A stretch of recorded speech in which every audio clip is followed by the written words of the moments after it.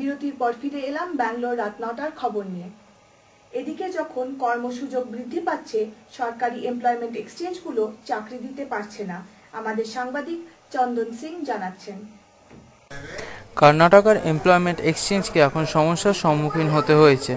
Employment এক্সচেঞ্জকে প্রধানত জানাতে হয় কোনো সুযোগ আছে কিনা 1959 ধারা হিসেবে, কিন্তু এটা কোনোদিন প্রয়োগ হয় না।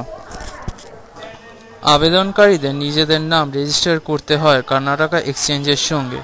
যদি কোনো সুযোগ হয় তাহলেই এই কর্ণাটকা এমপ্লয়মেন্ট এক্সচেঞ্জ সংগঠনটি আশাবাদীদের জানাবে ও সাক্ষাৎকারের জন্য তাদের ডাকবে। পুরনো সমীক্ষা অনুযায়ী এর আগে এক্সচেঞ্জ চাকরির সুযোগ করে দিতে পারেনি। সরকার এর জন্য এই কোম্পানিগুলোকে দায়ী রেখেছে, কারণ তারা সময় মতন চাকরির সূচি বের করতে পারেনি।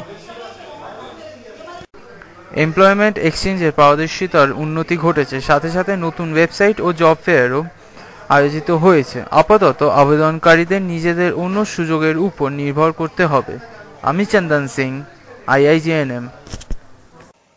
ব্যাঙ্গালোর জেলা পঞ্চায়েতের প্রাক্তন সিইও নাগরিক উন্নয়ন তহবিল নিজের যাতায়াত খাতে ব্যবহার করেছিলেন।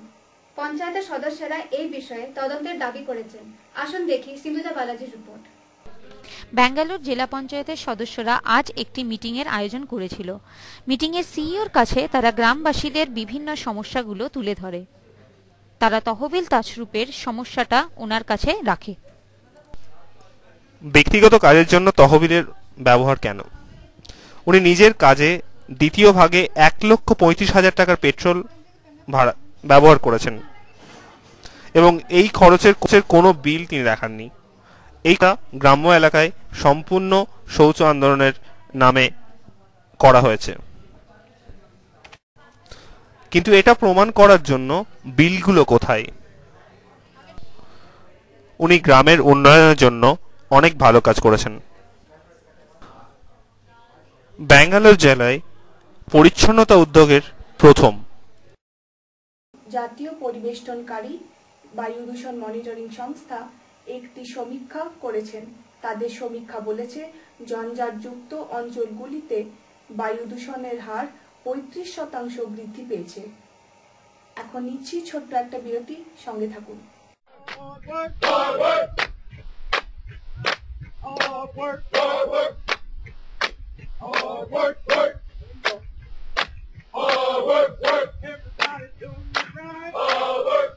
Hard work, work. Hard work, work.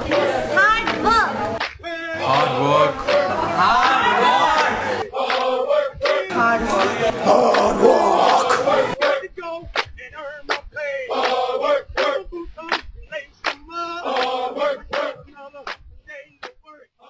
বিরতির পরে ফিরে এলাম ব্যাঙ্গালোর রাত ৯টার খবরে। রিলায়েন্স মানির নতুন প্রোডাক্ট অফার স্বল্পকালীন বিনিয়োগকারীদের দৃষ্টি আকর্ষণ করতে ব্যর্থ হয়েছে। আমাদের সাংবাদিক গৌরব কুশওয়াহা আর গুরপ্রীত করের রিপোর্ট। রিলায়েন্স মানি বাজারে অনেকগুলো নতুন প্রোডাক্ট পেশ করেছে।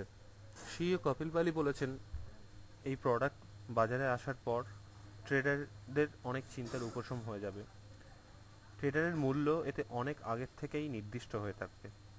বিনিয়োগকারী অভিষেক বলেছেন, আমি এই ধরনের প্রোডাক্টের কথা এখনই ভাবছি না, কারণ এতে বেশ কিছু অনিশ্চয়তা দেখা যাচ্ছে প্রাথমিক ধাপগুলোতে। রিলায়েন্স মানির এই নতুন প্রোডাক্ট বড় ট্রেডারদের কথা মাথায় রেখেই বাজারে আনা হয়েছে বলে অনেকে মনে করছেন, যাতে ক্ষুদ্র ট্রেডাররা খুব একটা আশা দেখছেন না। IIJNM এর জন্য গুরপ্রীত করের সাথে আমি গৌরব কুশওয়াহা।